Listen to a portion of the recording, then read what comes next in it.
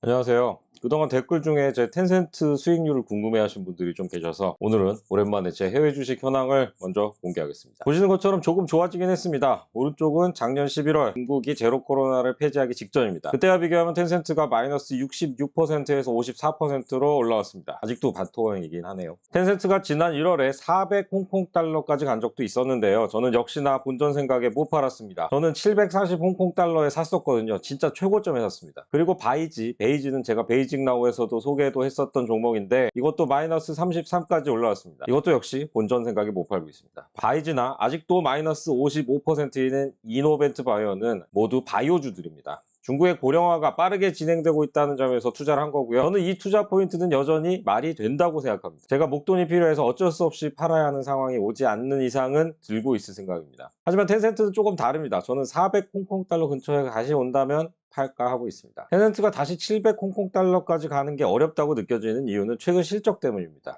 텐센트가 내놓은 올해 1분기 실적을 보면 매출이 1,500억 위안, 약 28조 원이었습니다. 작년 1분기보다 15% 늘었고요. 시장 컨센서스인 1,460억 위안보다도 높게 나왔습니다. 텐센트는 작년 2분기에서 4분기까지 3분기 연속 매출이 전년 동기 대비 감소했습니다. 전년 동기 대비 감소가 창사 이래 거의 처음이었고요. 연간으로도 줄었습니다. 이번에는 주력인 게임, 온라인 광고, 핀테크 모두 매출이 늘었습니다. 그리고 직원도 3월 말 기준 10만 6천 명, 1년 전보다 10,000명 줄였습니다. 작년 말보다도 2,200명을 더 줄였는데요. 기업이 직원을 줄이는 건 앞으로 전망이 밝지 않다는 얘기겠죠. 게다가 클라우드 부문에선 6월부터 가격을 최대 40% 내리기로 했습니다. 시장 1위인 알리바바가 먼저 비슷한 할인을 하니까 따라갈 수밖에 없는 상황이고요. 텐센트 실적이 작년에 부진했던 건 제로 코로나와 공산당의 공동부유 기조 때문인데요. 중국 경기 상황이 여전히 만만찮고요. 또 청년 실업률이 너무 높다 보니까 빅테크들에 대한 압박도 언제든 다시 커질 수 있을 걸로 보입니다. 이렇게 보면 400 홍콩달러까지도 다시 갈 수 있을지 모르겠습니다. 중국 경제에 부담스러운 지표들이 요즘 계속 나오고 있습니다. 최근에는 국내 총생산, GDP 대비 부채 비율이 나왔는데요. 1분기 말 기준 281.8%로 또 역대 최고치를 경신했습니다. GDP 대비 부채 비율은 거시 레버리지라고도 하는데요. 레버리지는 지렛대죠. 적당한 빚을 지는 건 자기 자본 이익률을 높일 수 있다는 점에서 긍정적인 측면도 있습니다. 하지만 빚이 많으면 뭔가 하기가 어려운 게 현실이죠. 1분기에는 부채 비율이 8.7%포인트나 뛰었는데요. 이런 상승폭은 코로나19 초기인 2020년 1분기 14.3%포인트 이후 최대입니다. 지난 4개 분기에는 평균 2.6%포인트씩 올랐다는 걸 보면 이번에 얼마 많이 뛴 건지 감이 오시죠. 1분기에 빚이 많이 늘어난 건 제로 코로나 해제 이후 경기 회복을 기대하고 가게나 기업이 돈을 많이 빌린 결과이기도 합니다. 1분기 신규 사회융자 총량이 작년보다 거의 2배 늘었다는 건 저번 시간에 말씀드렸고요. 그런데 경기가 계속 좋아진다면 이렇게 대출이 늘어나도 괜찮을 수 있지만 경기가 침체되는 상황이어서 부담이 더 커질 걸로 보입니다. 시진핑 주석이 부채 문제가 회색 코뿔소라는 얘기를 자주 하는데요. 회색 코뿔소는 뻔히 보이는 위험인데 제대로 대응하지 않다가 한 번에 위기가 닥치는 걸 말합니다. 생전 처음 보는 충격을 말하는 블랙스완, 검은 백조와는 대비되는 개념인데요. 사실 중국 경제가 위기라는 얘기는 10년도 더 된 얘기라고 합니다. 그만큼 문제도 많은데 중국이 계속 성장하고 또 공산당이 이렇게 저렇게 통제를 하면서 어떻게든 넘겼어요. 그래서 지금 중국 경제가 심각하다는 얘기를 하면 이런 과거 경험을 알고 계신 분들은 그래도 괜찮을 거라는 말씀들을 많이 하십니다. 하지만 인구가 줄기 시작했고요. 성장률도 떨어지고 있습니다. 분명히 예전에 어떻게든 위기를 극복하던 때와는 전제 조건이 달라지고 있습니다. 중국 경제가 하루아침에 망할 일도 없겠지만 부채같이 그동안 쌓여온 문제가 터질 때도 된 것 같다는 생각이 들고 있습니다. 중국의 부채 비율 중에서 걱정이 되는 부분은 기업 부채가 이례적으로 높다는 겁니다. 숨겨진 채무가 여기에 몰려있기 때문인데요. 중국의 정부 부채 비율은 51.5%니까 양호한 편입니다. 일본이 221, 미국은 115%고요. 중국과 1인당 GDP가 비슷한 멕시코가 40, 튀르키예가 37%, 말레이시아가 63%입니다. 이 그림은 IMF의 2021년 자료라서 앞에서 본 중국 통계랑 조금 숫자가 다르긴 한데요. 이걸 기준으로 봐도 중국이 131%니까 말레이시아, 튀르키예 이걸 기준으로 봐도 중국이 131%니까 말레이시아, 튀르키예, 멕시코보다 훨씬 높습니다. 이런 차이는 중국 특유의 인프라 투자 기업인 지방정부 융자기구 LGFV가 사실상 지방정부기구인데 그 LGFV의 채무가 지방정부가 아니라 기업으로 분류되기 때문입니다. LGFV는 지방정부 땅을 담보로 돈을 빌려서 인프라 사업을 벌이고요. 그 사업에서 버는 수익으로 채무를 상환합니다. 하지만 도로나 항만이나 이런 사업 수익성이 그렇게 좋지가 않습니다. 애초에 경기 부양하려고 인프라 사업을 하는 거니까 타당성이 떨어져도 그냥 물어비추는 경우도 많고요. LGFV의 부채 규모에 대한 공식 통계는 없습니다.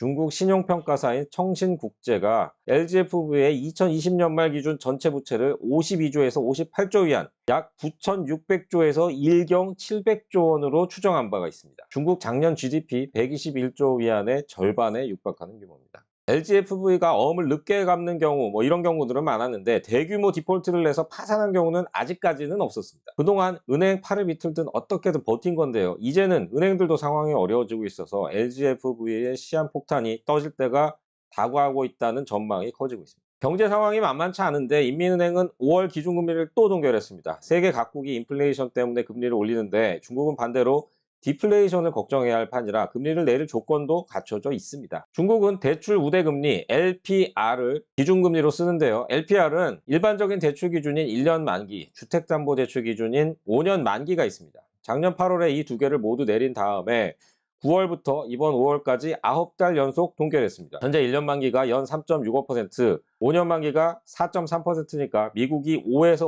5.25%인 거에 비해서 상당히 낮습니다. 중국이 기준금리를 동결한 건 환율과 유동성 함정, 이 두 가지 이유 때문으로 보입니다. 환율 얘기는 조금 이따 하고요. 유동성 함정이라는 건 시중에 유동성이 많아도 이게 실물 경제로 가지 않아서 통화정책이 별로 효과를 보지 못하는 상태를 얘기합니다. 기업 투자나 가계 소비는 늘지 않고 예금이나 주식, 부동산 같은 자산 시장에 몰리는 건데요. 중국은 특히 저축에 돈이 고여있는 상황입니다. 중국의 광해 유동성 M2는 4월 말 기준 280조 위안으로 1년 전보다 12% 늘었습니다. 12달 연속 10% 이상 증가율이 이어졌습니다. 하지만 1에서 4월 고정자산 투자 증가율은 4.7%로 1에서 3월 5.5%에서 오히려 내려갔습니다. 4월의 신규 대출도 3월에 비해서 5분의 1로 줄었고요. 위안화 환율도 다시 뛰고 있습니다. 환율이 오른다는 건 예전에는 6위안만 주면 1달러를 살 수 있었는데 지금은 7위안을 줘야 한다는 거니까 위안화 가치가 떨어진다는 거고요. 이 그림은 월간 환율 추이인데요. 중국 경제 상황을 아주 요약적으로 보여줍니다. 글로벌 금융위기 직후 중국 경제가 부상할 때 2013년, 2014년까지 환율이 계속 내려갔고요. 2015년부터 외국인 이탈이 이어지면서 환율이 뛰었습니다. 그리고 좀 내려갔다가 미중 갈등이 본격화되니까 다시 올랐고요.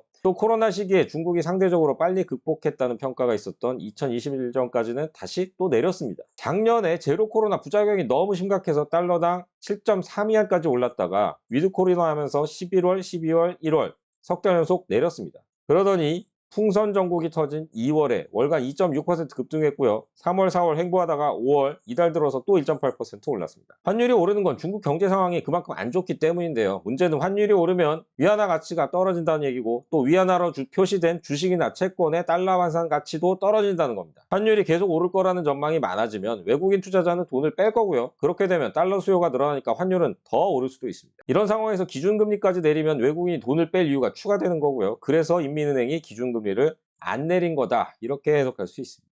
외국인의 중국 자산 처분은 지금도 나타나고 있습니다. 지난 4월 외국인은 중국 채권을 281억 위안어치 순매도했습니다. 그림 보시면 작년 2월부터 순매도가 시작됐고요. 제로 코로나 철폐가 있었던 작년 12월 반짝 순매수했다가 1월부터 다시 순매도로 돌아섰습니다. 주식시장에선 1에서 3월까지 순매수해서 4월 45억 위안 순매도로 전환했고요. 5월에는 30억 위안 정도 순매수이긴 한데 조금 더 지켜봐야겠습니다. 중국에 대한 외국인 직접 투자 FDI가 올해 줄어들었다는 소식도 있었습니다. 중국 상무부에 따르면 올해 4월까지 누적 FDI가 735억 달러인데요. 작년 같은 기간보다 3.3% 감소했습니다. 이래서 2월에는 1% 증가였다는 점에서 3월과 4월에 부진했던 걸로 보이고요. 상무부는 1에서 3월 데이터는 안 내놨습니다. 이것도 역시 그러려니 해야죠. 중국에 대한 FDI가 매년 늘었던 건 아니고요. 가장 최근에는 2019년에 전년 대비 20%가량 줄어든 바 있습니다. 2019년은 중국이 6% 성장을 하냐 못하냐 이런 논쟁이 있을 정도로 성장세 둔화 우려가 제기됐던 시점입니다. 중국 공산당과 정부는 코로나 시기인 2020년부터 2022년까지 계속 FDI가 늘어났다는 걸 굉장히 강조했습니다. 중국 경제가 튼튼하지 않으면 FDI가 왜 늘어나겠냐 이런 논리였는데요. 물론 중국은 중국답게 1에서 4월도 위안화 기준으로는 늘었다 이렇게 얘기합니다. 작년 초에는 환율이 6위안대 초반이었고 올해는 7위안 근처니까 똑같은 달러를 넣어도 위안화로는 작년보다 올해가 많은 건 당연한 건데 그런 설명은 안 해주죠. 중국은 외국인 투자 유치의 해 이런 행사도 처음 열고 이런 식으로 중국에 투자해달라는 얘기를 많이 하고 있습니다. 지방정부마다 자기네 산업단지 보고가라는 미디어 초청 행사도 확 들었고요. 하지만 한편으로는 국가안보 내세워서 외국 기업 사무실 압수수색도 벌이고 있죠. 이런 모습을 보면 중국 지도부가 진짜 경제를 살릴 생각이 있는 건지 의문이 들기도 합니다. 지금까지 베이징 나우였습니다. 시청해주신 여러분 고맙습니다.